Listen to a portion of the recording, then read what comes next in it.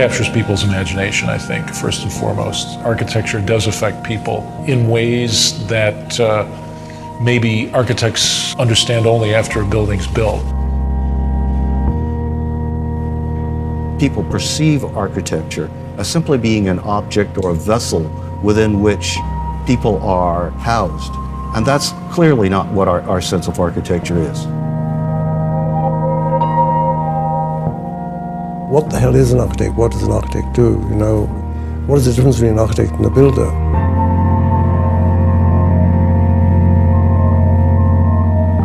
We concretize the world. We take human activities and we make manifest the physical structures that accommodate all manner of human activity. The design studio is a place where individual action and individual creativity is measured very directly by the people around them. When students are doing their job, they're shifting the focus of how we're talking and thinking about architecture.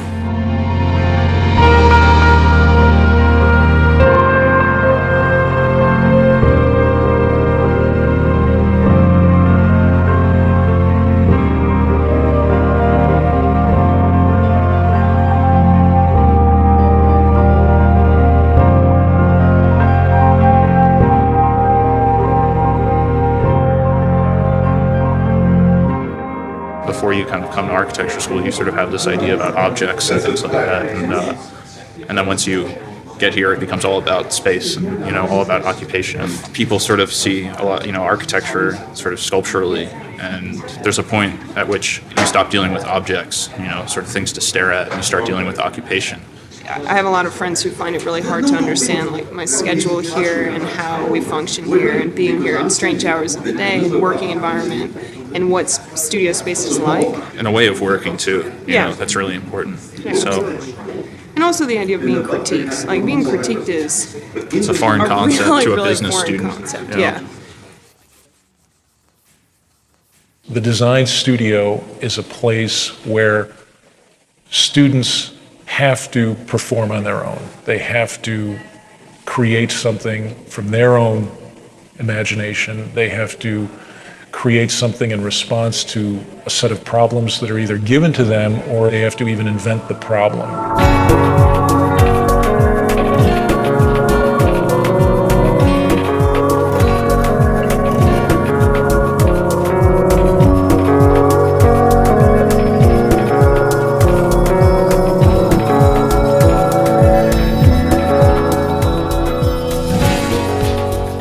There's no other place that you can get this kind of culture. And we've been together for 5 years, the whole group, right? So we know everybody.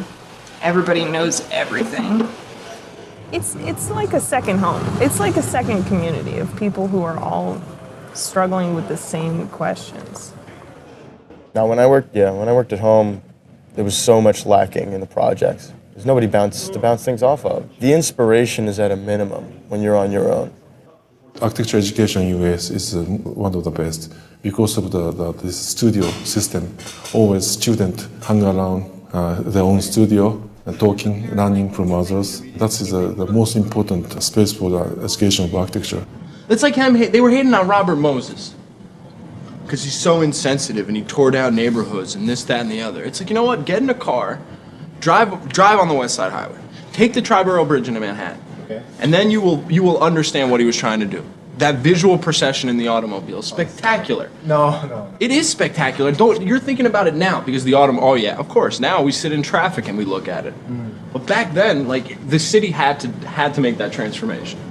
The great thing about architecture schools is it still takes place in a kind of space where people discuss the work together in a kind of both a personal way, a one-on-one way, and in a very public way.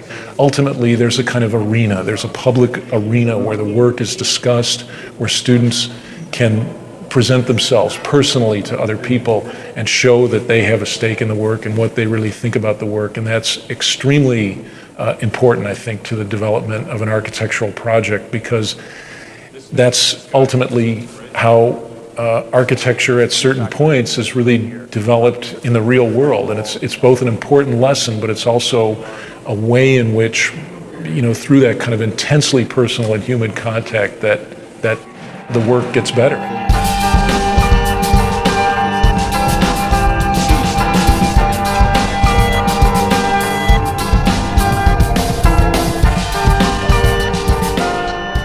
I think a lot of the culture of studio happens at the most random times, like the most random hours. I hope that, yes. I think the humor adds another level of energy, that you can bring.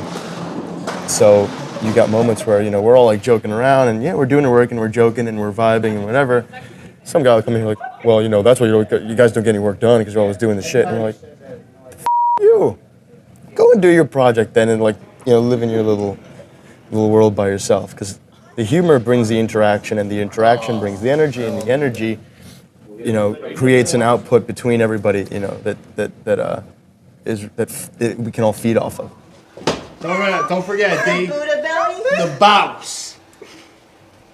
Everyone stays late, everyone's hanging out and smoking cigarettes and drinking a lot of coffee and not really necessarily at your desk drawing or whatever. Architecture school is a really strange, specific environment. You can't possibly put that much work into something, like hours and hours on, one drawing or whatever, and make it be productive.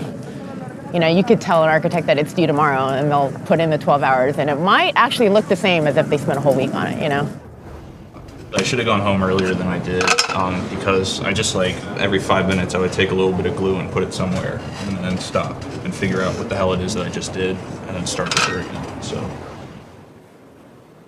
I have this terrible thing that happens to me that I call the design high, where I can't fall asleep because I can't stop thinking about my project. And it's I get home and the whole walk home I'm exhausted. And as soon as I brush my teeth and wash my face and get into bed, I need to go back to studio. Your health is kind of put on hold to make room for your ideas. Architects are masochists in some ways. You're in there till all hours of the night. You're cutting yourself at 3 o'clock in the morning. You're rushing to the hospital to get stitched. You're putting these models together that you're tearing apart and then putting them together again. And then you're going through this iterative process of evaluation that is incredibly personal, but yet also very public. And you're constantly putting yourself on display, opening yourself up to attack and criticism. It's intense. Why would you subject yourself to that and put yourself through that if you didn't love it?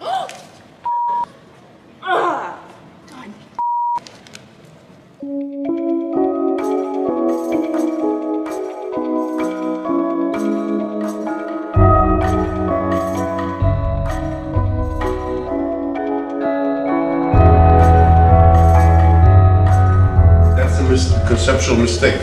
A structural system does not separate between each unit.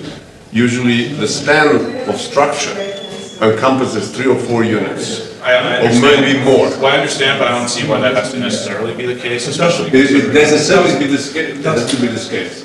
I understand that I don't have to, but I think it's important for the, It's wrong. the resolution. It's fine. It's wrong. Why is it wrong? Tell us why it's wrong. Economically.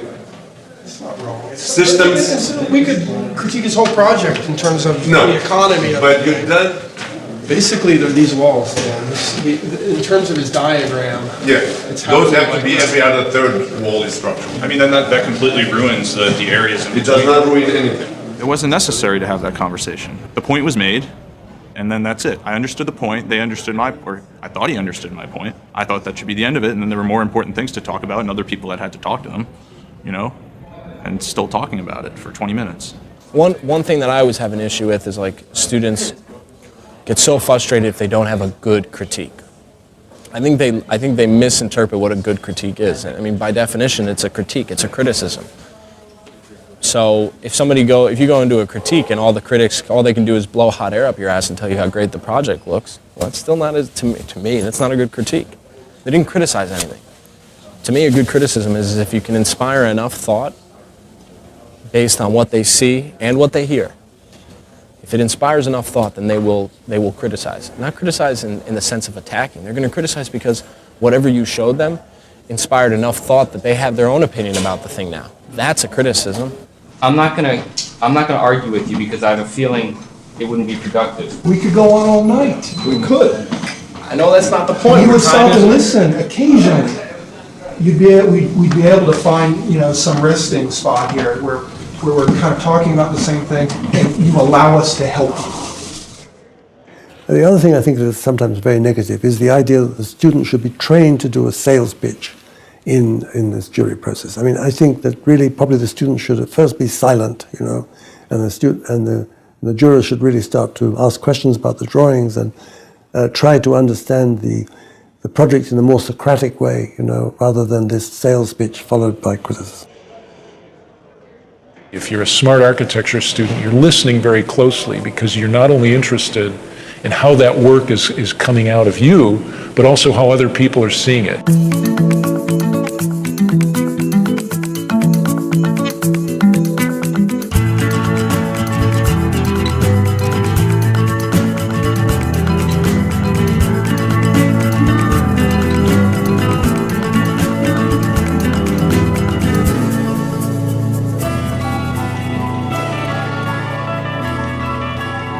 The best architects, in my view, are the ones who bring a coherent view of the world to design. Those are the folks that become the best architects in the sense that they're the ones that progress the profession, innovate, create new ideas. The most important thing about being an architect is learning how to think clearly. You have to be able to think clearly to practice architecture. There's a tendency to see people as singular. If you're artistic, you're not practical. If you're practical, you're not artistic. That's totally preposterous. I mean, architecture is embedded in both worlds. And if anything, architecture is the connective tissue between these two kind of spheres. And it'd be impossible to live in one or the other. One, you'd be practical and never produce a piece of work of any interest. The other, you'd be producing work that has no meaning or no connectivity. I think design requires a certain kind of smartness that holds those schizophrenic views simultaneously in one's thinking. Even as a young person, you know whether you can do that. And as you mature, it's quite rewarding to have those opposing views in your mind at all times. There's not just one role for an architect. There are all different kinds of contributions an architect can make in the culture. The question of what's a good architect, I think that there are many different perspectives that come at a project as it's developing. And what's important for the architect is to be able to listen to people outside of themselves and take that and then give something of themselves to a project and make something incredibly unique and wonderful. It has to be a person who's really willing to learn in a way that architects need to learn, which is they need to learn something every day for the rest of their lives. You've got to be, in a sense, kind of driven by that, in a sense, kind of inner force. But I think you also have to have the ability to kind of work through something and to be able to look at particular problems and be able to kind of listen and learn and examine with great patience some of those questions. So again, it's a kind of left brain, right brain kind of dichotomy that is, constantly, those demands are constantly placed on you as an architect. There are other disciplines that bring other things to the table, but I think our ability to envision or imagine something that is not there, it's almost spooky to people. This notion that you can look at a site or look at a parking lot and see a building there, I think it's extraordinary. It's an extraordinary skill, and we are one of the few disciplines that can do that. I would not trade for anything the skill set that I learned in school, because it's very, very, very unique to our discipline, and that's what we bring to the table.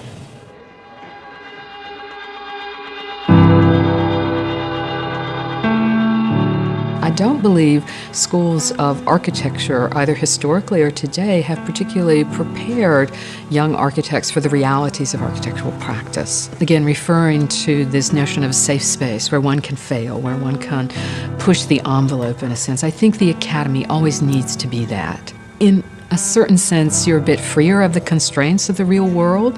We need to understand that those constraints also have to be brought into the academy so students can begin dealing with them and dealing with them in an inventive and creative way.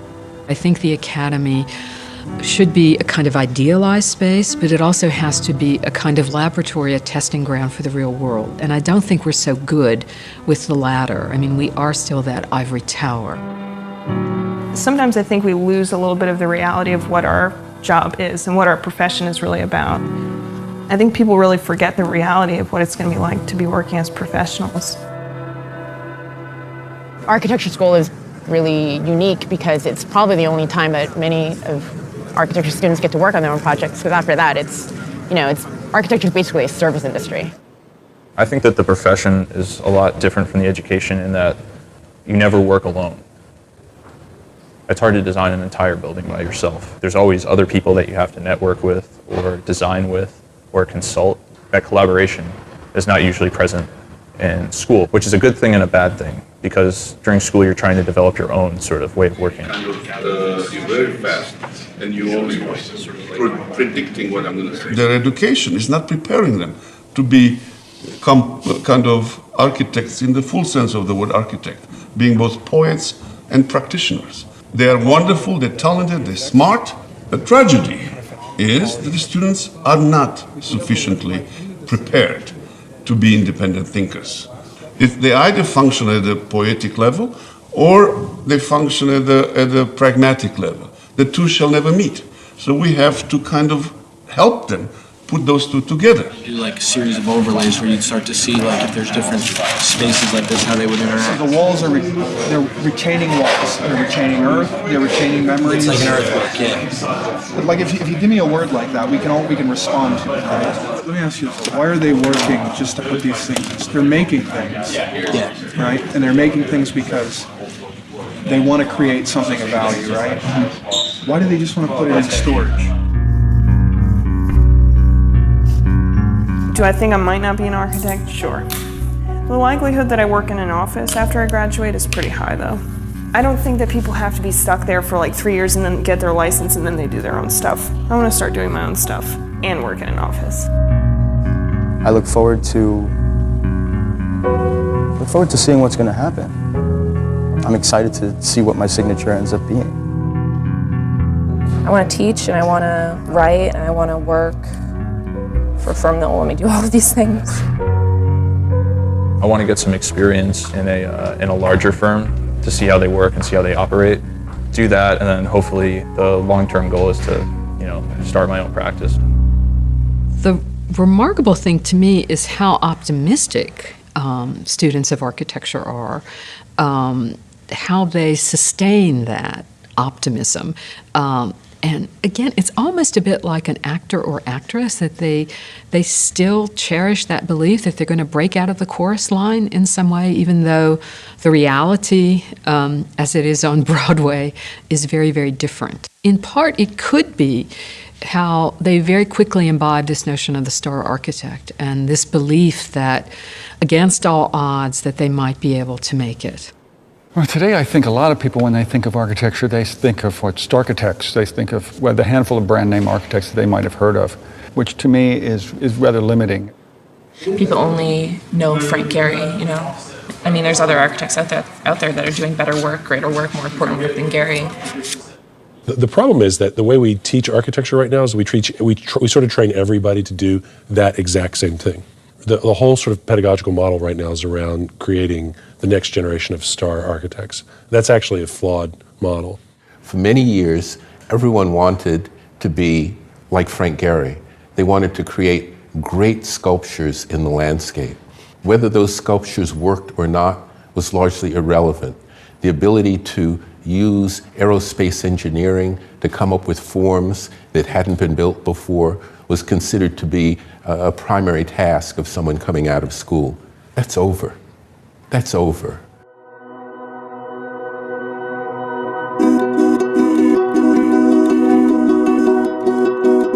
I would argue that this current generation of beginning students of architecture have the capacity to reshape a world like we've never seen before.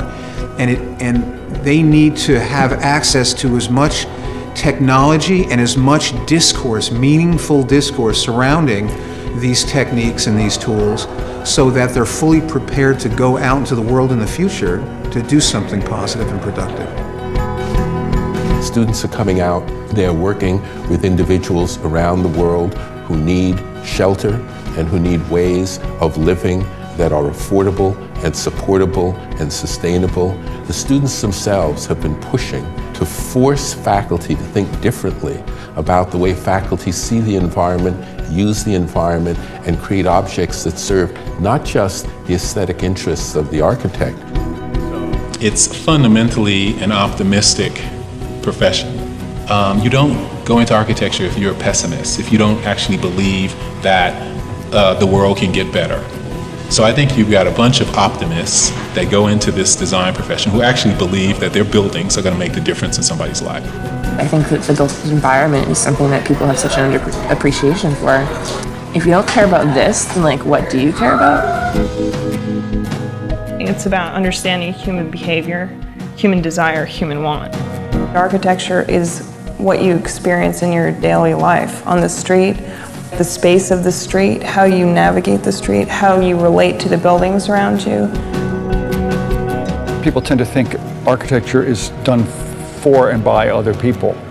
It's also done by you if you decide to maybe put a new window in your house or change the traffic flow in your house or your office.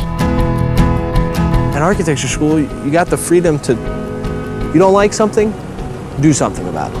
That's what they told you for 5 years. Do something about it. Doesn't matter what, just do something about it. The school is kind of about a way of thinking, and what you're going to do in architecture school is not what you think it's going to be, you know? That you're not going to go in there and be designing colonial homes and things like that. We don't just need shelter, we need atmosphere, and we need to be inspired. I think one of the most important things you can take from this school is not to lose your ambition. It's not just, 4 walls and a roof. There's more into it. There's like a life to it that I think we get here, and we should really take with us everywhere you go. You're gonna come to architecture school. I hope you understand the creative process. I hope you understand the transformation that your mind and body and psyche is gonna go through, because there is